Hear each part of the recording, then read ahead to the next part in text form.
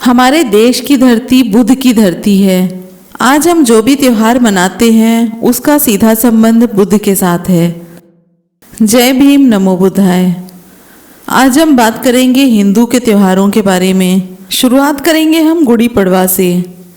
चैत मास की शुक्ल प्रतिपदा को गुड़ी पड़वा मनाया जाता है। शुरुआत में गुड़ी पड़वा को सिर्फ महाराष्ट्र में मनाया जाता था, लेकिन इधर कुछ वर्षों से भारत के अन्य राज्यों में भी इसे मनाने की परंपरा शुरू हो गई है। गुड़ी पड़वा शब्द का अर्थ मराठी में गुड़ी यानी कि किला और पड़वा यानी गिराना या पाड़ना, अर्थात किला या साम्राज्य को गिराना या कब्जा करना। रोमन तिथि के अनुसार 11 मार्च 1689 ईस्वी में ब्राह्मणों ने मनुस्मृति के नियमानुसार छत्रपति संभाजी महाराज की नाक, कान और चमड़ी उधेड़ते हुए हत्या कर दी थी और उसके बाद ब्राह्मणों ने उनके सिर को भाले यानी कि बांस के कोई नुकीले औजार में लटकाकर अपने गांव में जुलूस निकालकर और शक्कर बांटकर खुशी मनाई थी। मृतक संभाजी के सिर को भाले पर लटकाकर ब्राह्मणों ने यह संदेश दिया था कि आज से कोई भी स्वराज्य हेतु आंदोलन करेगा तो उसका भी हश्र संभाजी के जैसा ही होगा। इसे आज भी ब्राह्मणों द्वारा एक बांस या भाले में प्रतीकात्मक रूप से सिर के जैसा लोटे को उल्टा करके लटकाया जाता है और उसके साथ में बांस के सहारे महिलाओं का साड़ी और ब्लाउज भी बांधा जाता है। इस परंपरा पर ब्राह्मणों की ऐसी मान्यता है कि हमारे मनुस्मृति के खिलाफ जो भी स्वराज्य या शासन चलाने की सोच रखेगा उसका हश्र भी ऐसा ही करते हुए बांस से उल्टा लटका देंगे और साड़ी ब्लाउज बांधने का अर्थ है कि तुम्हारी घर की महिलाओं का सम्मान भी अपने अधीन कर लेंगे। ब्राह्मण समाज इस परंपरा को उसी समय से मनाते चला आ रहा है और इस निश्चित दिन को संभाजी की हत्या और अपनी विजय जुलूस की खुशी मनाते हुए शाम को गुड़ी को उतार देता है और रात्रि में मिष्ठान का आनंद लेता है। लेकिन आज इस परंपरा को ब्राह्मणों के साथ साथ बहुजन समाज के लोगों में भी देखा देखी मनाने लगे हैं। ब्राह्मण समाज इस परंपरा पर 2 प्रकार का फटका बनाकर समाज के लोगों को दिखाता है। पहला फटका यह बताता है कि यह हत्या और उसके सिर को प्रतीकात्मक रूप से लटकाने की परंपरा रावण की हत्या से चली आ रही है। ब्राह्मणों ने क्या फटका मारा है? रावण की हत्या किस काल में हुई? क्योंकि ईसा से 600 वर्ष पूर्व की पहले की कहानी कोई भी नहीं जान पाता, लेकिन ये ब्राह्मण 11 रुपए में मंगल और शनि ग्रह तक की जानकारी लेकर आ जाते हैं। रावण की हत्या की खुशी है तो सिर्फ महाराष्ट्र में ही क्यों, पूरे भारत में क्यों नहीं? आज ब्राह्मण इसी गुड़ी पड़वा को आगे बढ़ाते हुए समस्त भारत में एक नए पर्व के रूप में दिखाने लगा है। यानी ब्राह्मणों ने संभाजी महाराज की हत्या कर शिवाजी महाराज द्वारा स्थापित स्वराज्य को आज ही के दिन खत्म करते हुए नए रूप से पुनः ब्राह्मणी राज्य स्थापित किया था। अब हम बात करेंगे रामनवमी के बारे में।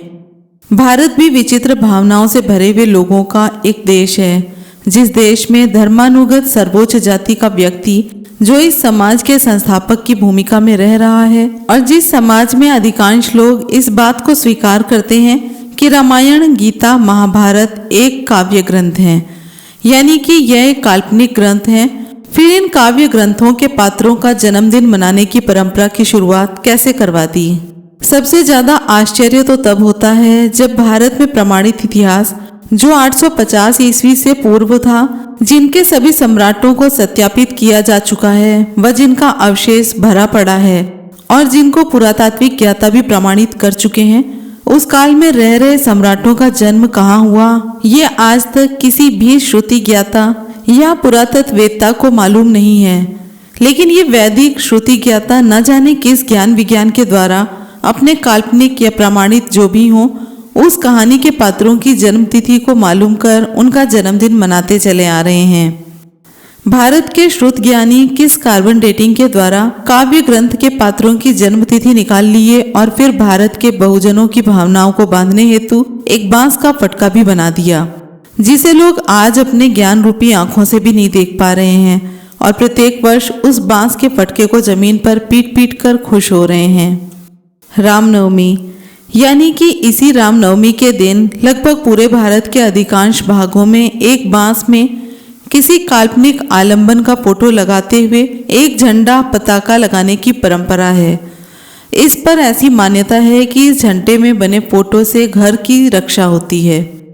जब ऐसी धारणा है तो फिर उस काल्पनिक आलंबन का चित्र किसी बांस में क्यों लगाते हैं? क्यों नहीं उस चित्र को अपने मकान के सबसे ऊपर के तले पर किसी सुरक्षित स्थान पर सुशोभित करते हैं? यदि आपको भी किसी जगह की रखवाली करनी हो तो क्या आप किसी बांस का आलंबन लेंगे या किसी सुव्यवस्थित स्थान का? जबकि इसकी सच्चाई कुछ और ही है। यह सम्यक ज्ञान विज्ञान का हिस्सा है जो सम्यक सभ्यता से चली आ रही है। आज सिर्फ उस सम्यक सभ्यता वाली परंपरा की नकल करते हुए उस बांस में एक काल्पनिक आडंबर की फोटो युक्त झंडा लगाया जाता है जिसका कोई भी औचित्य नहीं है। इसके पीछे का ज्ञान विज्ञान यह है कि वर्षा ऋतु प्रारंभ होने से पहले ही इस व्यवस्था को संपन्न कर लिया जाता था, क्योंकि वर्षा ऋतु में आकाश से बिजली गिरती है जो जान माल को नुकसान पहुंचाती है। उस जमाने में ऊंचे ऊंचे मकान नहीं होते थे। प्रत्येक मकान साधारण घास फूस या खपरेल के होते थे। सिर्फ सम्राटों का किला ही ऊंचा होता था, लेकिन उसकी ऊंचाई भी ज्यादा नहीं होती थी। इस ऊंचाई से ज्यादा ऊंचा बांस धरती के सहारे खड़ा किया जाता था ताकि बिजली गिरने पर वह बिजली बांस के सहारे धरती के अंदर समाहित हो जाए और आसपास किसी भी प्रकार के जान माल का नुकसान ना हो। यह बांस वाली विधि आज के विज्ञान द्वारा भी प्रमाणित है कि वर्षा से भीगने के बाद बांस बिजली के सुचालक का काम करता है। इसी सिद्धांत के कारण जब इस मौसम में बिजली गिरती है तो वह बिजली घनात्मक स्वभाव के कारण अपनी आकर्षण ऋणात्मक स्वभाव वाली धरती की ओर तेजी से भागती है। तो धरती से संपर्क स्थापित करने के लिए बांस सबसे पहले इसे सहायता प्रदान करता है और इस कारण जान माल की क्षति नहीं होती है। इसे आप भी अपने ज्ञान से अनुभव कर सकते हैं।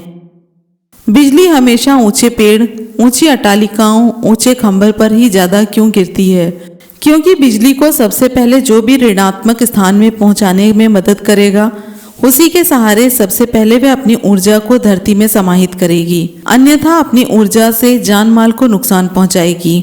इसी को ध्यान में रखते हुए सम्यक समाज के ज्ञानी लोग बिजली से बचने हेतु वर्षा के मौसम में पूर्व के समय कभी भी अपने घरों से ऊंचे एक बांस को जमीन यानी धरती से संपर्क देते हुए अपने घरों के पास लगाते थे ताकि बिजली जैसी प्राकृतिक विपदा की क्षति को कम से कम किया जा सके। लेकिन दुर्योग यह है कि सम्यक सभ्यता को खत्म करने वाले आडंबर और पाखंडी लोगों ने उस ज्ञान विज्ञान वाली परंपरा को छिपाते हुए उसे एक पाखंडपूर्ण रीति रिवाज में बदलते हुए काल्पनिक फोटो युक्त ध्वज से सुरक्षा की कपोल कल्पित कहानी बना दिया है।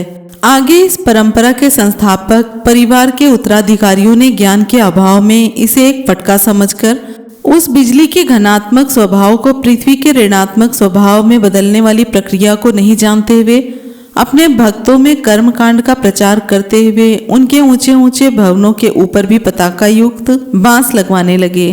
पताका को तुम कहीं भी लगा दो, लेकिन जब तक तुम अपने घरों की ऊंचाई से लेकर धरती के ऋणात्मक स्वभाव के बीच कोई सुचालक के लिए बांस या आज के धातु के तार इनको नहीं जोड़ते हो तब तक यह एक अंधे का फटका मात्र ही है। लेकिन अब नक्शा और मकान बनाने वाले इंजीनियर लोग आज के अपने ज्ञान विज्ञान से अपने द्वारा बनाए गए मकानों की सबसे ऊंची चोटी से लेकर जमीन तक के भाग को जोड़ने हेतु एक सुचालक का प्रयोग करने लगे हैं। फिर भी ब्राह्मणी अंधभक्त आज अपने घरों के ऊपर ही बांस में काल्पनिक फोटो युक्त आलम्बन लगाना नहीं भूले हैं। इस फटके को अंधे का फटका समझकर पीटते चले आ रहे हैं और आज जानकारी होने के बाद भी लकीर के फकीर बने हुए हैं। अब हम बात करेंगे गुरु पूर्णिमा के बारे में। आषाढ़ पूर्णिमा को गुरु पूर्णिमा का नाम दिया गया है। इस दिन सभी गुरुओं के अनुयायी बहुत ही धूमधाम से इस गुरु पूर्णिमा को मनाते हैं।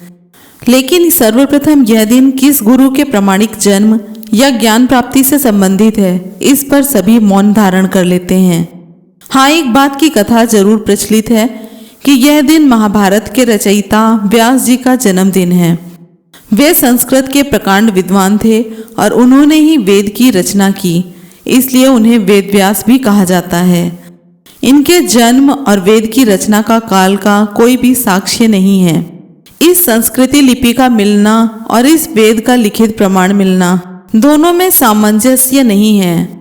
जहाँ एक तरफ बुद्धिजीवी लोग महाभारत को काव्य का दर्जा देते हैं और दूसरी ओर वही लोग व्यास जी द्वारा लिखित होने का उसका प्रचार भी करते हैं।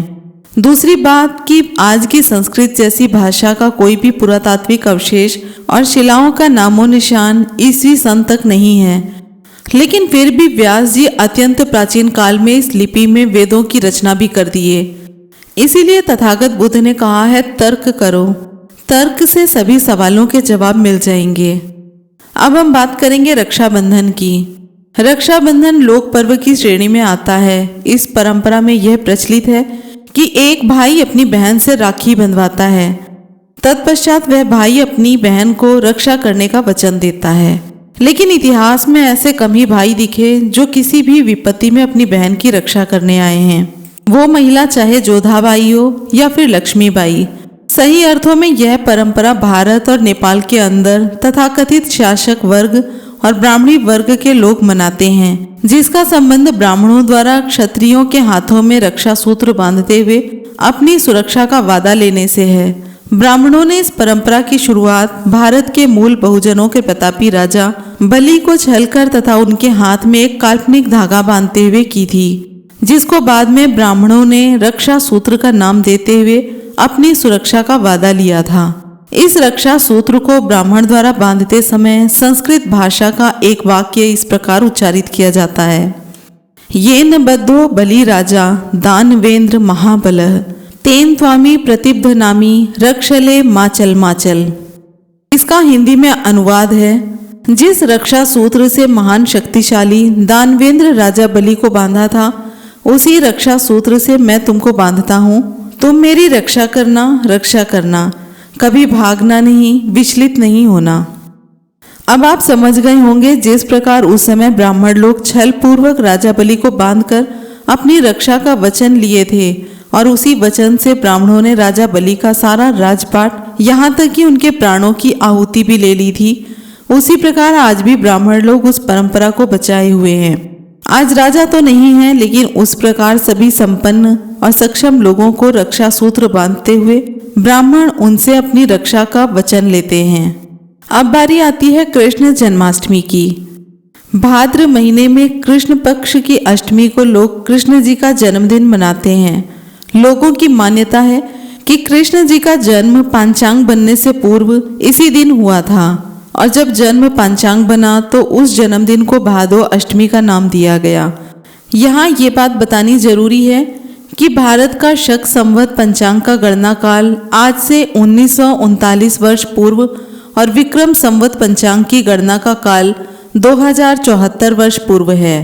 इसके पूर्व में एक पंचांग की चर्चा और मिलती है, जो महामानव गौतम बुद्ध के जन्मदिन से प्रारंभ होता है, यानी उस पंचांग की गणना का काल 2580 वर्ष पूर्व का है। लेकिन तीनों पंचांग के अंदर ऐसे किसी भी व्यक्ति के जन्म का प्रमाण नहीं मिलता और इसके पूर्व की गणना अज्ञात है। दूसरी बात, लोग कहते हैं कि कृष्ण की जन्मभूमि मथुरा नगरी में थी, जबकि इस नगर की स्थापना काल ऊपर वर्णित पंचांग के अंदर के काल का है। उस पंचांग से पहले इस मथुरा नगरी का कोई अवशेष नहीं मिलता। इस मथुरा नगर को ईसा के बाद कुषाण सम्राट ने बसाया था और अपनी राजधानी भी बनाई थी। आज अगर किसी को भी मथुरा का पुरातात्विक इतिहास देखना है तो वे मथुरा नगर में स्थित संग्रहालय में जाकर देख सकते हैं। मथुरा की खुदाई से प्रमाणित अवशेष उस संग्रहालय में रखे हैं, जिसमें सबसे ऊपर ब्राह्मणी काल के अवशेष हैं, उसके बाद दूसरी परत पर मुगल काल के अवशेष हैं और सबसे नीचे की परत से सम्राट कुषाण काल की मूर्ति और अन्य कुषाणकालीन सामग्री मिली है। उसके नीचे अंधकार है। अब आप स्वयं तय करें कि किस मथुरा में और कौन से कृष्ण जी का जन्म हुआ, ये तो आप खुद ही तय कर सकते हैं। अब बात करेंगे हरतालिका तीज के बारे में। यह पर्व शुक्ल पक्ष तृतीया भादो को मनाया जाता है, जिसका कि कोई भी औचित्य नहीं है, जिसे आज भी लोग परंपरागत रूप से पीटते चले आ रहे हैं। इस व्रत कथा में कहा गया है कि जो कोई भी विवाहित महिला स्वच्छ मन से इस दिन निर्जला व्रत रखेगी, उसका सुहाग सदा हरा भरा रहेगा। कितना बड़ा झूठ है ये। इस देश में क्या विधवा महिलाएं नहीं हैं? क्या वे तीज व्रत नहीं रखती थी? या फिर करती थी तो आप उनके निर्जला व्रत पर उंगली उठा रहे हैं कि वे गंदे मन से व्रत करती थी। तीज व्रत करने के बाद भी उनके सुहाग क्यों उजड़ गए? क्या इसका जवाब कोई ब्राह्मण दे सकता है? इसी तरह का एक व्रत और है जीवतिया या फिर जीवित पुत्र व्रत। यह पर्व अश्विन कृष्ण पक्ष की अष्टमी को मनाया जाता है। प्रत्येक वर्ष माताओं द्वारा यह व्रत करने के बाद भी हर दिन अनगिनत माताओं की गोद सूनी होना इसका सबसे बड़ा प्रमाण है। लेकिन इस परंपरा को मानने वाले अपने ज्ञान रूपी आंख रहते हुए भी इस अंधविश्वास को मानने के आदी हो गए हैं। सबसे ज्यादा आश्चर्य उस समय होता है जब कुछ अशिक्षित परिवार के लोग इसी जीवतिया के दिन अपने बच्चों के साथ किसी नजदीक के नदी नालों में स्नान करने जाते हैं और अपने बच्चों को उसी नदी में जल समाधि लगाते या डूबते देखते रह जाते हैं। अब बात करेंगे नवरात्रि के बारे में। आश्विन शुक्ल पक्ष प्रतिपदा से 9 दिन तक चलने वाले इस व्रत को नवरात्रि कहते हैं। इस व्रत में 9 दिनों तक कलश बैठाकर दुर्गा पाठ करने की परंपरा है। दुर्गा पाठ की पुस्तकें संस्कृत भाषा में भी आती हैं, लेकिन अब इसी संस्कृत का हिंदी अनुवाद भी आने लगा है। अगर आपको हिंदी के अनुवाद नहीं मिले तो किसी अच्छे जानकार से उसी संस्कृत पुस्तक का हिंदी अनुवाद करा लें। अब आप भी इसे पढ़कर देखें। ऐसे इस दुर्गा पाठ की कहानियों में प्रत्येक पुस्तक में अलग अलग थोड़ी सी मोड़ है, परंतु सब में इस दुर्गा पाठ का यह सार मौजूद है कि दुर्गा नाम की देवी और राक्षस में युद्ध होता है। लेकिन यह युद्ध किस काल में हुआ था? नवरात्रि यानी कि 9 रातों में ही युद्ध क्यों होता था? दिन में युद्ध क्यों नहीं हुआ? किस प्रदेश में युद्ध होता था? उस भयंकर युद्ध विभीषिका की कोई श्रुति, स्मृति या फिर कोई साक्ष्य उस दुर्गा पाठ कथा लिखने वाले लेखक तक कैसे पहुंचा? आज तक इस पर स्पष्ट रूप से कोई जवाब नहीं देता है। आज भारत की लगभग सभी सभ्यता का पुरातात्विक अवशेष प्राप्त है, लेकिन यह सुर असुर का युद्ध कब हुआ, कहाँ हुआ, ये जानकारी आज तक किसी को भी पता नहीं है। फिर भी आज लोग लकीर के फकीर बने हुए हैं। इस दुर्गा पाठ के ऊपर एक लोक कथा काफी मशहूर है कि जो भी इस दुर्गा पाठ को करेगा उसे काफी सुख शांति, द्वेष बैर से मुक्ति, तृष्णा से मुक्ति मिलेगी। लेकिन जो भी भाई बहन इस दुर्गा का पाठ करते हैं या किए हैं, क्या वे लोग इन विकारों से मुक्त हो गए हैं? भागवत पुराण में इस दुर्गा पाठ की चर्चा है। उस भागवत पुराण के अनुसार माँ दुर्गा श्रेष्ठ पुरुष की रक्षा के लिए जन्मी थी। यहाँ श्रेष्ठ पुरुष के नाम से किसको संबोधित किया गया है? श्रीमद् भागवत कथा के अनुसार दुष्टों से वेदों और पुराणों की रक्षा करने के लिए माँ दुर्गा का जन्म हुआ था। यह दुष्ट कौन था? ब्राह्मणों द्वारा वेद पुराण की संस्कृति को स्थापित करने के लिए 7वीं सदी से हर्षवर्धन यानी कि 606 से 647 ईस्वी के काल से ही तथाकथित ब्राह्मणों का उदय और सम्यक समाज यानी कि बौद्ध समाज के बीच संघर्ष आरंभ हो गया था।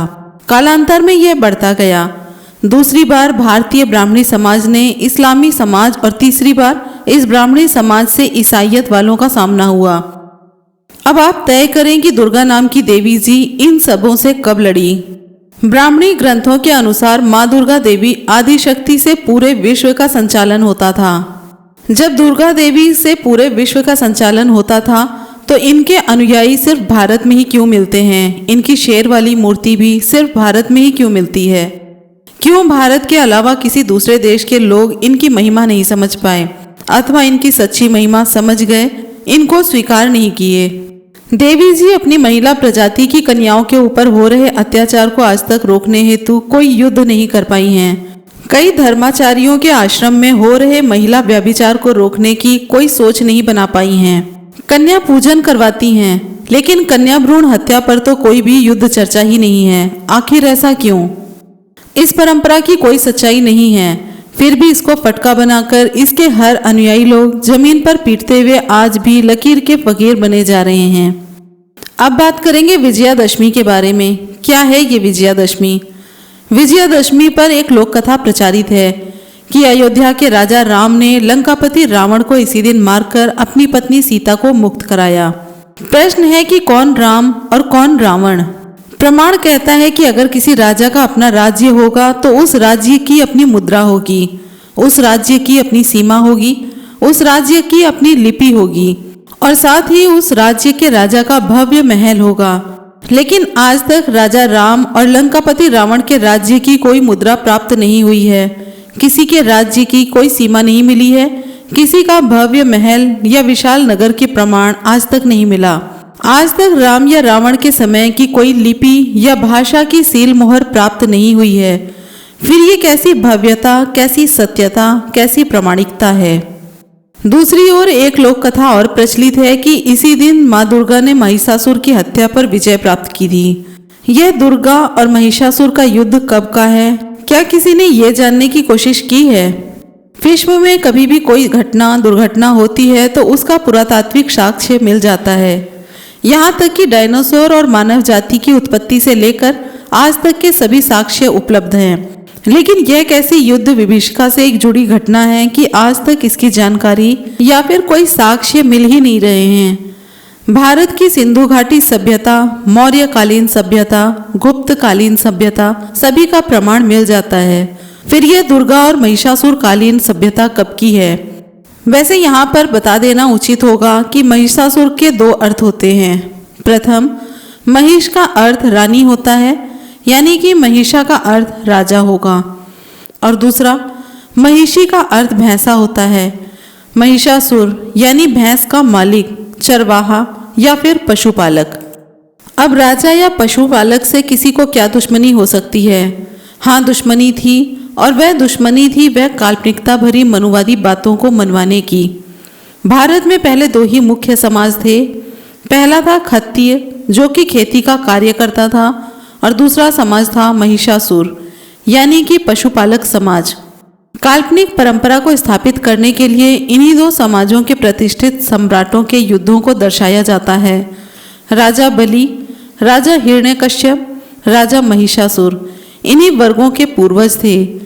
ये सभी लोग उस सम्यक समाज की व्यवस्था को छोड़ना नहीं चाहते थे, लेकिन आडंबर और पाखंड के पालनहार लोगों ने छलपूर्वक सभी को परास्त करते हुए अपनी आडंबरपूर्ण व्यवस्था स्थापित की और इन सभी को दैत्य, राक्षस, हरिद्रोही की उपाधि देकर आज एक लोक कथा के माध्यम से सभी के बीच में आज बांस का पटका बना दिए हैं, जिस पर लोग आज भी लकीर के फकीर बने हुए हैं। वैसे मुख्य रूप से सम्राट अशोक ने इसी दिन कलिंग राज्य पर विजय प्राप्त कर मगध साम्राज्य में उसका विलय किया था। इसीलिए इस दिन को अशोक विजयादशमी या विजयादशमी कहते हैं।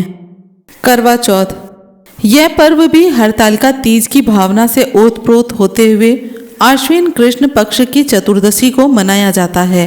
इसकी भी मान्यता है कि करवा चौथ करने वाली महिलाएं सदा सुहागन बनी रहती हैं। लेकिन कभी भी उन महिलाओं से पूछकर देखें जो बेचारी मध्यम उम्र में ही विधवा हो गई हैं, क्या उनके किए गए करवा चौथ का पारितोषिक उनके सुहाग की रक्षा के रूप में नहीं मिलना चाहिए था? आखिर क्या वजह थी कि उनके सुहाग का साथ बीच में ही खत्म हो गया? अगर किसी के साथ कोई आश्वासन या पारितोषिक देने का वादा कर दे और समय आने पर वह अपने वादे से मुकर जाता है तो बात तू मैं तक आ जाती है या फिर मारपीट में भी बदल जाती है। लेकिन इस करवा चौथ के आश्वासन टूटने पर भोली भाली महिलाएं उस मान्यता में बंध कर समाज के सामने सिर्फ रोध होकर रह जाती हैं, अपने सुहाग को मिटाकर अंधकूप में चली जाती हैं। लेकिन इस कोरी परंपरा पर आज तक कोई भी बुद्धिजीवी महिला बोलने को सामने नहीं आई है, यानी कि इसे भी उस अंधे का फटका समझकर लोग आज तक जमीन पर पीटते हुए लकीर का फकीर जैसा मानते आ रहे हैं। धनतेरस, यह पर्व कार्तिक कृष्ण पक्ष की त्रयोदशी को मनाया जाता है, जिसमें एक मान्यता चली आ रही है कि धन देने वाली देवी या देवता जो भी हों वे स्वयं इस दिन प्रकट होते हैं और अपने सभी अनुयायियों को धन धान्य से परिपूर्ण कर देते हैं। लेकिन लोग ये बात भूल जाते हैं कि इसी भारत में 1975 ईस्वी से पूर्व धन धान्य या संपत्ति रखने का अधिकार पिछड़े और अनुसूचित जाति को नहीं था। फिर ये धन धान्य से परिपूर्ण किसको करते थे? क्या 1795 ईस्वी से पूर्व ब्राह्मण, क्षत्रिय और वैश्य, जिनको धन रखने का अधिकार मात्र था, इनको ही अपने धन रखने का अधिकार देती थी? फिर ये पिछड़ी और अनुसूचित जाति वाले लोग क्यों मेंढक के जैसे अपने पैरों में नाल ठुकवाने पर तुले हुए हैं? दूसरी मान्यता ये है कि इस दिन स्वर्ण धातु या द्रव्य खरीदना बहुत ही शुभ होता है। साक्षात धन के देवता कुबेर उस दिन खरीदार पर प्रसन्न हो जाते हैं। अब आप स्वयं ही उस खरीदार और बिक्रीकर्ता की तरफ देखें। खरीदना और बेचना दोनों एक दूसरे के विपरीत यानी कि विलोम शब्द हैं। इस लिहाज से भी अगर देखा जाए तो धनतेरस के दिन अगर वस्तुओं को खरीदना शुभ है तो बेचना अशुभ होगा। तब निश्चित ही खरीदारों की लंबी कतार बाजारों में लगनी चाहिए और लग भी रही है। शुभ और खुद के कल्याण हेतु ऐसा करना बुरा भी नहीं है, लेकिन यहाँ सवाल यह पैदा होता है कि बाजार में वस्तुएं बेचेगा कौन, क्योंकि खरीदना शुभ है तो बेचना निश्चित ही अशुभ होगा। और कोई व्यक्ति जानबूझकर अपना अशुभ क्यों चाहेगा। तब तो समाज में इस परंपरा से अराजकता की स्थिति बननी चाहिए। आम जनता वस्तुएं खरीदने बाजार की ओर जाए और सभी व्यापारी अपने प्रतिष्ठान को बंद कर भागे फिरें, क्योंकि दोनों को अपनी शुभ की चिंता है। परंतु यहाँ पर जो हो रहा है वो बहुत अजीब हो रहा है। एक शुभ खरीद रहा है और दूसरा अपना शुभ बेच रहा है। अब शुभ बेचने वाले और शुभ खरीदने वाले का जो निष्कर्ष निकलता है उससे साबित होता है कि शुभ बेचने वाला ज्यादा सुखी है, न कि शुभ खरीदने वाला। शुभ और अशुभ के जंजाल में फंसे हुए लोगों, तुमको इस अंधविश्वास के माध्यम से धीरे धीरे मीठा जहर देकर लूटा जा रहा है। तुम्हें बिना जरूरत की वस्तुएं खरीदवाई जा रही हैं। तुम्हें शुभ का प्रलोभन देकर समुचित मूल्य से ज्यादा वसूल किया जाता है। धन कुबेर का नाम देकर इस दिन तुम्हें कबाड़ युक्त नकली सामान भी दिया जाता है। तुम्हारे नित्य दिन के बजट को बिगाड़ा जाता है ताकि तुम कर्ज के दलदल में फंसो। जिसको तुम शुभ अशुभ समझते हो वह धन से कंगाल बनाने वाला तुम्हारा काल ब्राह्मण बनिया गठजोड़ है। यह धनतेरस नहीं बल्कि यह शुद्ध रूप से व्यापारियों द्वारा ब्राह्मणों से मिलकर सभी बहुजनों का धन हड़प करने की साजिश भरी परंपरा का आविष्कार है। आप इस फटके से जितना जल्दी निकलेंगे उतना ही जल्दी आपका मंगल होगा। दिवाली या दीपावली। दीपावली कार्तिक अमावस्या के दिन मनाई जाती है। इस दिन धूमधाम से दीपों को जलाया जाता है। ऐसी मान्यता है कि इसी दिन राम जी अपने पत्नी सीता जी को लंका से लेकर अयोध्या वापस लौटे थे। परंतु फिर प्रश्न उठता है कि राम जी कब अयोध्या आए और कौन सी अयोध्या आए? क्या उस समय अयोध्या नगरी थी? इसकी जानकारी कैसे प्राप्त हुई?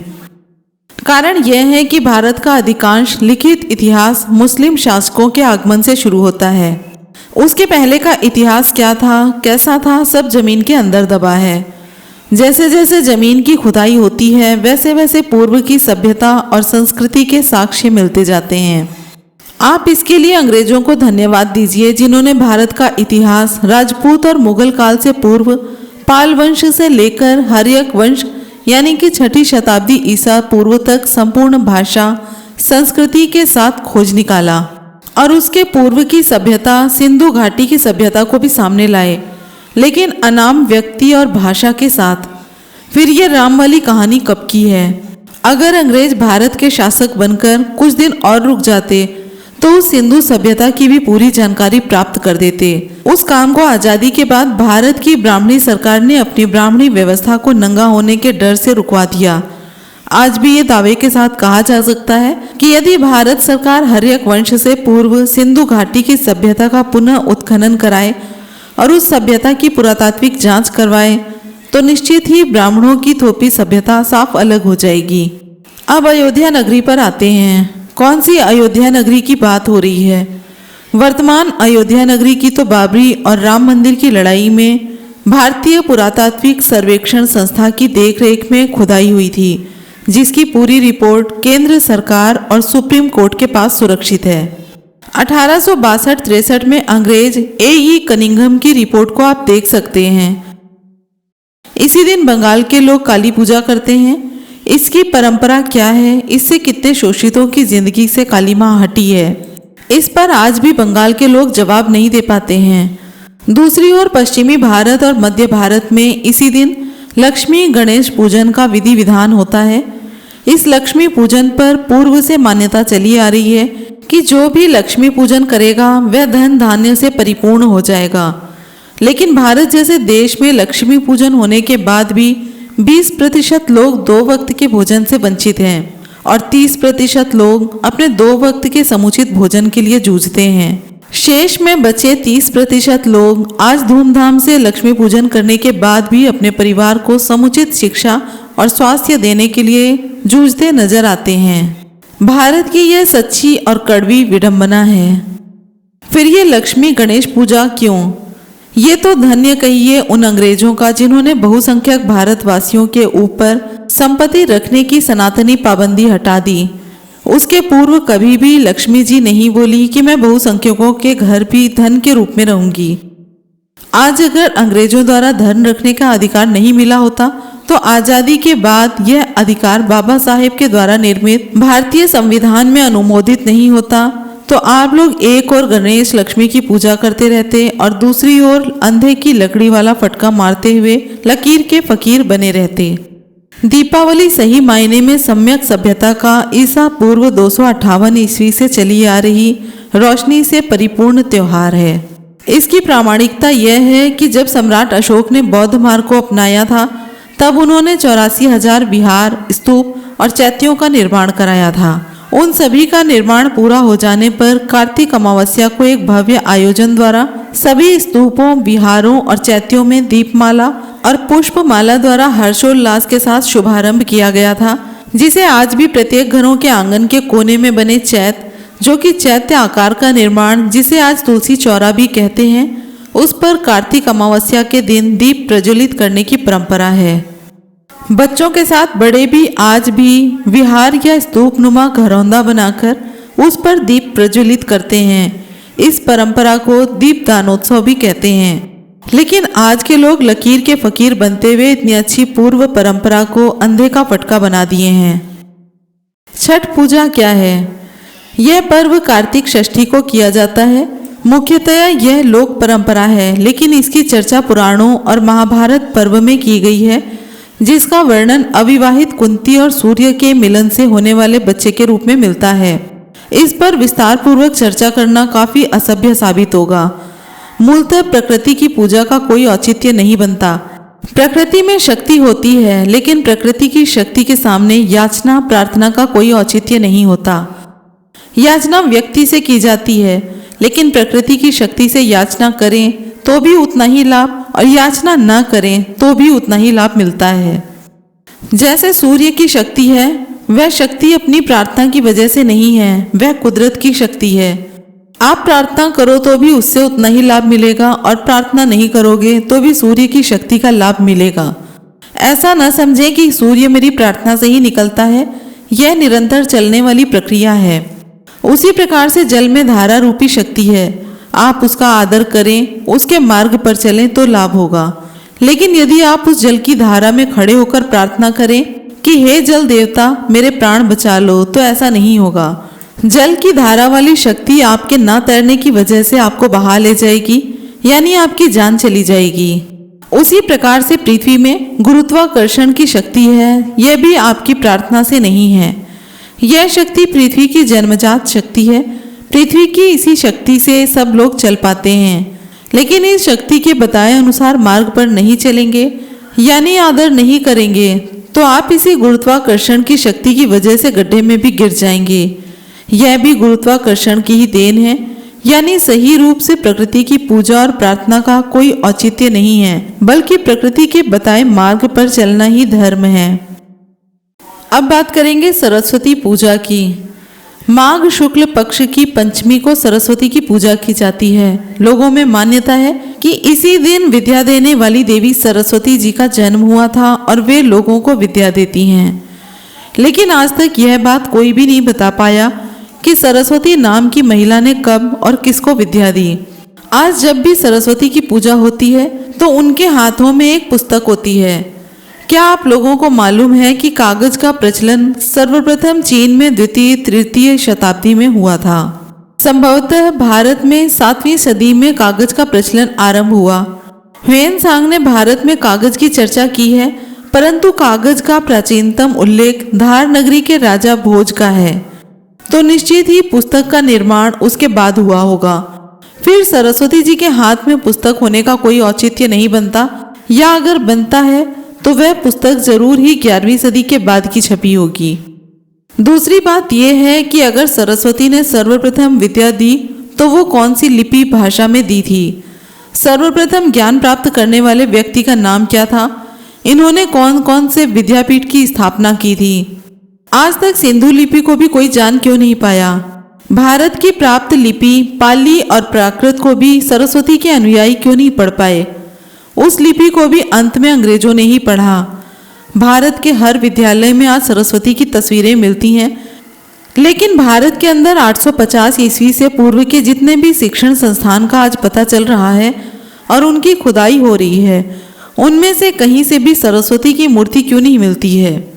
आज से 200 वर्ष पूर्व तक सार्वजनिक तौर पर पिछड़े और अनुसूचित समाज के लोगों को शिक्षा प्राप्त करने पर पाबंदी थी, या ये कहें तो ब्राह्मणों और राजपूतों को छोड़कर अन्य लोगों को पढ़ने पर पाबंदी थी। पर विद्या की देवी ने उनके सुधार के लिए क्या प्रयास किए? आज भारत में पढ़े लिखे लोगों को भी ब्राह्मणों ने झांसा देते हुए अंधे वाले बांस का फटका पकड़ा दिया है, ताकि बुद्धिजीवी लोग भी निरंतर लकीर का फकीर बनते हुए बांस का फटका जमीन पर पटकते रहें। अंत में बात करेंगे होली की। इस होली की परंपरा में पहले दिन यानी फाल्गुन पूर्णिमा के दिन रात्रि को एक निर्बल महिला होलिका के नाम पर सांकेतिक रूप से दहन क्यों किया जाता है? क्या किसी भाई बहन ने इस परंपरा की सच्चाई को जानने की कोशिश की है? क्या वह व्यभिचारिणी थी? क्या वह देशद्रोही महिला थी? उस निर्दोष महिला को जलाने के बाद होलिका माई की जय क्यों बोलते हैं? एक ही समय पर एक ही महिला पर दोहरा दृष्टिकोण क्यों? जब होलिका की जय बोलते हो तो फिर स्वयं या पंडा द्वारा उसे जलाते क्यों हो? उस प्रतीकात्मक होलिका के जले हुए राख को घर के पूजा स्थल या शरीर पर रोग निवारण हेतु लगाने की प्रथा क्यों? अगली सुबह एक दूसरे को अबीर, जिसका अगर हम संधि विच्छेद करते हैं तो अ प्लस बीर अर्थात जो बीर नहीं है, बीर यानी कि वीर यानी कायरता का निशान लगाने की परंपरा क्यों? इन सभी प्रश्नों पर आप लोगों ने कभी कुछ सोच विचार किया है क्या? महिला आखिर महिला होती है, वह किसी की माँ, किसी की बहन, किसी की बेटी होती है। अगर इन तीनों में से कोई रिश्ता होलिका का आपके साथ होता तब आप कैसा महसूस करते? किसी भी परंपरा को मानने से पूर्व उस समझदार बहू के जैसे तर्क करें, एक सच्चे निष्कर्ष पर पहुंचें। ऐसा नहीं कि किसी परंपरा को अंधे के पुत्र जैसा अपने पूर्वजों की पुरानी परंपरा समझकर अंगीकार कर लें। आज हम इस होली की परंपरागत कहानी और तथ्य के नजदीक पहुंचने का प्रयास करते हैं। इस होली पर बहुत ही सुंदर सुंदर कपोल कल्पित दर्शन के ऊपर कहानियां प्रचलित हैं, परंतु किसी भी कहानी की कोई प्रामाणिकता यानी कि पुरातात्विक साक्ष्य नहीं है। लेकिन सभी में जो एक रूपता दिखाई जाती है, उसके अनुसार होलिका और प्रहलाद में बुआ और भतीजे का रिश्ता था। होलिका के भाई और प्रहलाद के पिता का नाम हिरण्यकश्यप था, जो आज के उत्तर प्रदेश के हिरण्यनगर, जो कि आज हरदोई है, वहां का राजा था। हिरण्यकश्यप बहुत बलशाली और सम्यक सोच वाले राजा थे। इस वजह से मनु पुत्र उनसे नाराज रहते थे। मनु के द्वारा स्थापित हरि यानी ईश्वर और आत्मा परमात्मा को हिरण्यकश्यप नहीं मानता था। इस वजह से मनु के पुत्र लोग नाराज रहते थे और हिरण्यनगर को हरि के द्रोही वालों का नगर भी बोलते थे। इसी वजह से बाद में ब्राह्मण लोग उस नगर को हरिद्रोही नगर के नाम से संबोधित करने लगे, जिसका प्रतिफल आज उस जगह का नाम हरदोई पड़ गया। हिरण्यकश्यप ब्राह्मणी व्यवस्था बनने के बाद काल्पनिक भाग्य और भगवान को नहीं मानते हुए पूर्व की बौद्धिक सभ्यता और सम्यक सभ्यता के अनुयायी थे। इसी वजह से ब्राह्मणी मार्ग के अनुयायी इनके साम्राज्य को नष्ट करना चाहते थे। ब्राह्मणों ने हिरण्यकश्यप के पुत्र प्रहलाद को सुरा सुंदरी के आदतों के द्वारा अपने वश में कर लिया था। फिर भी हिरण्यकश्यप और उसकी बहन बहादुरी के साथ सम्यक व्यवस्था को सुचारू रूप से चला रहे थे। ब्राह्मणों ने इन दोनों को धोखे से खत्म करके आज अलग अलग दो काल्पनिक कहानियों का निर्माण कर प्रचलित किया। पहली कहानी एक नरसिंह अवतार की और दूसरी कहानी उस बहादुर महिला होलिका को अग्नि में जलाने की। आगे एक काल्पनिक कहानी बनाकर लोगों के दिलो दिमाग में बैठाया कि हिरण्यकश्यप एक दुष्ट राक्षस था, जिसने घोर तपस्या करके ईश्वर से आशीर्वाद प्राप्त किया था कि उसे कोई मनुष्य नहीं मार सकता। इसीलिए उसके आतंक को खत्म करने के लिए स्वयं ईश्वर को नरसिंह के रूप में अवतार लेना पड़ा। दूसरा यह कि होलिका नामक महिला उस राक्षस का साथ देती थी और उसके पास भी ईश्वर से प्राप्त एक साड़ी थी, जिसको पहनने पर वह आग में नहीं जलती थी। लेकिन उसको भी खत्म करने के लिए स्वयं वायु देवता और अग्नि देवता को पृथ्वी पर आना पड़ा। काल्पनिक कहानी कहानी होती है जो पानी के बुलबुले जैसी होती है। उस पर थोड़ी देर ध्यान दोगे तो वह स्वतः ही फूटने लगेगा। ये नरसिंह अवतार क्या है? यह धूर्त ब्राह्मणों द्वारा जानवर का मुखौटा लगाकर हत्या करने की एक घटना मात्र है, क्योंकि हिरण्यकश्यप के किला का पुरातात्विक साक्ष्य आज भी बुंदेलखंड के झांसी में एरच कस्बा में मौजूद है। उस खंडहर की अनुमानित आयु आज से 700 से 800 वर्ष पूर्व की आंकी जाती है। उस समय क्या ईश्वर का अवतार होता था? अगर होता था तो स्वयं ईश्वर के मंदिर सोमनाथ को महमूद गजनबी ने क्यों लूटा था? यह सिर्फ ब्राह्मणों द्वारा पूर्व की बौद्धिक सभ्यता को नष्ट करते हुए भाग्य और भगवान से जुड़ी सभ्यता की पदार्पण की कड़ी मात्र है, जिसके लिए ब्राह्मणों ने जानवर का भेष धारण कर हिरण्यकश्यप की हत्या की थी, जिसे बाद में नरसिंह अवतार की चर्चा से जोड़कर एक परंपरा बनाया गया, जिसका प्रमाण कहीं कुछ भी नहीं है। अब ये वायु देवता और अग्नि देवता क्या हैं?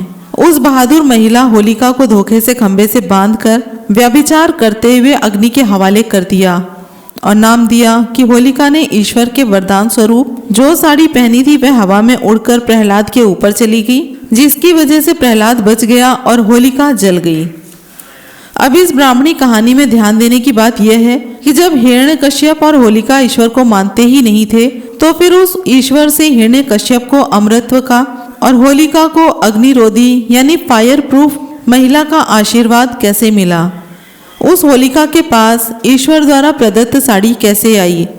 यह बिल्कुल ही ब्राह्मणों की काल्पनिक कहानी दो रंगी नीति पर बनी है, जिसमें एक और ब्राह्मण कहता है कि वह दोनों ईश्वर विरोधी भाई बहन थे और दूसरी तरफ कहता है कि उन दोनों भाई बहन को ईश्वर का आशीर्वाद प्राप्त था, इस वजह से कोई उन्हें मार नहीं सकता था। इसलिए स्वयं ईश्वर ने नरसिंह अवतार लेकर हिरण्यकश्यप की हत्या की और दूसरी वायु देवता और अग्नि देवता दोनों ने मिलकर होलिका की साड़ी को हवा में उड़ाते हुए उस साड़ी को प्रहलाद पर रख दिया। फिर अग्नि ने होलिका को जला दिया और प्रहलाद को बचा लिया। क्या ऐसा हो सकता है? क्या बांस का फटका बनाया है? हमें तो अब भी नहीं लगता कि इस तथ्य को जानने के बाद इस प्रकार की झूठी ब्राह्मणी कहानी पर कोई अपना बांस का फटका पीटेगा। होलिका और होली वस्तुतः सम्यक काल की एक स्वच्छ परंपरा को रूपांतरित करते हुए विकृत नाम और रूप हैं। भारत में सम्यक सभ्यता में बौद्ध पंचांग, शक पंचांग, विक्रम पंचांग का प्रचलन था। तीनों पंचांग के अनुसार वर्ष का अंतिम दिन और वर्ष का प्रथम प्रारंभिक दिन को खुशी पूर्वक उस समय में उपलब्ध फसल के बने पकवानों के साथ बिताने से था। उस समय किसानों द्वारा उत्पादित रबी फसल की पैदावार लगभग हर घरों में आ ही जाती थी। इस वजह से वर्ष के अंतिम दिन को नमकीन बनाते हुए हरा चना का भरभरा, हरी सब्जी का पकौड़ा, इस जैसे अनेक प्रकार के चटपटे व्यंजनों द्वारा पुराने वर्ष को विदाई करते हुए खुशी मनाने की परंपरा थी। पुनः प्रातःकाल नए वर्ष के प्रथम दिन को मिष्ठान भोजन जैसे पुआ पकवान को ग्रहण करते हुए नए वर्ष को मीठी मीठी खुशबू के साथ स्वागत करने की परंपरा थी। लेकिन धूर्त ब्राह्मणों ने 1000 ईस्वी बाद से अपनी काल्पनिक सत्ता को स्थापित करने में रुकावट पैदा करने वाले हरिदोई उत्तर प्रदेश के खत्तीय यानी कि खेती करने वाले राजा हिरण्यकश्यप के साथ छल पूर्वक व्यवहार करते हुए उनका और उनकी बहन होलिका की हत्या कराते हुए पुराने वर्ष की विदाई और नए वर्ष के स्वागत में एक नई कहानी को ही स्थापित कर दिया गया है।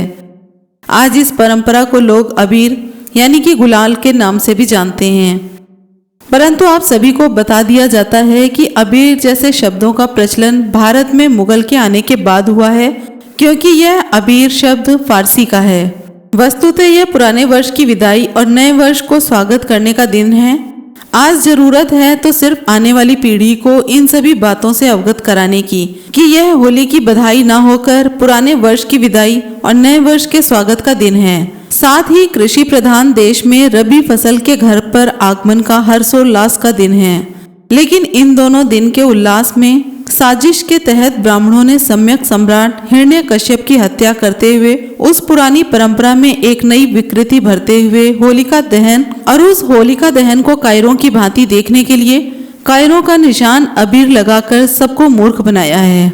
आज भी इस विकृति को हिरण्यकश्यप के वंशज या अनुयायी जो छत्तीसगढ़ में हैं जो अपने नाम के पीछे कश्यप उपाधि लगाते हैं, वे लोग अपने आप को हिरण्यकश्यप का वंशज मानते हैं और वे लोग अपनी भाषा में, जिसे कुरमाली भाषा कहते हैं, उसमें एक लोकगीत इस प्रकार गाते हैं जो कि आपको स्क्रीन पर दिखाई दे रहा है। इसका हिंदी में अर्थ है, 1000 वर्षों से भी पुरानी घटना है। पश्चिम दिशा में हमारे कुडमी यानी कि कुर्मी राजा राज करते थे। वे 2 भाई और 1 बहन थे। बड़े भाई का नाम मान्यवर हिरना कछुआरा तथा छोटे भाई का नाम हिरनू कछुआरा और बहन का नाम होलिका कछुआरा था। ठीक इसके सामने पूर्व दिशा में घोरासुर कड़ुआर का राज था। इन्हीं के काल में ब्राह्मणों का कहीं से आगमन हुआ था जो हिरनू कछुआरा के राज्य में भेड़ चराते थे। उसी में से एक चतुर चालक विष्णु नाम का ब्राह्मण भी था। वही छल बल से पहले हिरना कछुआरा को धोखे से मार दिया। तब उसका छोटा भाई हिरनू राजपाट संभाला। जब विष्णु की दाल नहीं गली तब जैसे तैसे हिरनू कछुआरा का बेटा पहलू कछुआरा को नशेड़ी बनाया और बाप बेटे में मतभेद करवा दिया। राजा द्वारा पहलू यानी कि प्रहलाद कछुआरा को देश निकाला दे दिया गया। यह सुनकर पहलू की बुआ को बहुत दुख हुआ। इकलौते बेटे के वनवास से होलिका के मन में पहलू को देखने की इच्छा पैदा हुई। तब वह पूर्णिमा की उजियारी रात को खाद्य पदार्थ लेके पहलू के पास गई, लेकिन वहां तो नजारा कुछ और ही था। शराब के नशे में धुत ब्राह्मणों के साथ पहलू कछुआरा को देख बुआ होलिका बड़े दुख के साथ वापस लौट रही थी। तभी उसके ब्राह्मण साथियों ने होलिका को अकेले पाकर सामूहिक दुष्कर्म कर उसे जला दिया। यह बात जब हिरनू कछुआरा के कान तक आई तब उसने सभी ब्राह्मणों का मुंह पोतकर माथे पर छुरे से अबीर लिख दिया गया और गधे पर बैठाकर नगर में घुमाया। जिसको जो मिला कादो कीचड़ धूल से मुंह पोतकर उन्हें सजा दिए। बदमाश को बदमाशी की सजा के तौर पर मार दिया गया। इसके बाद धोखे से ब्राह्मणों ने राजा हिरनू को मारकर अपना राज कायम किया। इसी दिन से होली पर्व का सृजन ब्राह्मणों ने अपने अपमान को छिपाने के लिए किया। इसका सीधा मतलब यह है कि हमारे कुर्मी साथी, जिनके दिमाग में कभी भी नहीं घुसा कि निज पुरखों की बुआ जलाई गई थी। दिख दिख रे कुडमी, घर में हमारा जन्म। अब आप लोग समझ ही गए होंगे कि इस कहानी में आंख से अंधे पात्र हेतु और ब्राह्मणों के मानसिक अधीन लोगों हेतु परंपरा और फटका कैसे बनाया जाता है। जिस किसी ने भी पूरा ऑडियो बुक सुना है, इसके लिए आप सभी का बहुत बहुत आभार। लेकिन आप इस काल्पनिक आडंबर पूर्ण फटके को समझते हुए इस विकृति को जितना जल्दी खत्म करने का काम करेंगे, उतना ज्यादा आपकी आने वाली पीढ़ी खुशहाल होगी। आप लोग बुद्धिजीवी हैं, इसलिए आप लोग अतार्किक परंपरा पर लकीर का फकीर ना बनते हुए अपनी आने वाली पीढ़ी को तर्कसंगत मार्ग और परंपरा का निर्माण करें। अतएव आपके उस प्रयास को सफल बनाने के लिए बहुत बहुत मंगल कामना। अत दीपो भव। ये ऑडियो बुक लकीर का फकीर नामक पुस्तक से ली गई है, जिसके लेखक राजीव पटेल जी और संजय कुमार सिंह जी हैं। अगर आप भी इसे पढ़ने के इच्छुक हैं तो आप इसे सम्यक प्रकाशन द्वारा ले सकते हैं। सम्यक प्रकाशन के लिंक के लिए आप कमेंट बॉक्स में लिख सकते हैं, आपको लिंक मिल जाएगा। फिर मिलते हैं अगले वीडियो में। जय भीम, नमो बुद्धाय, जय संविधान।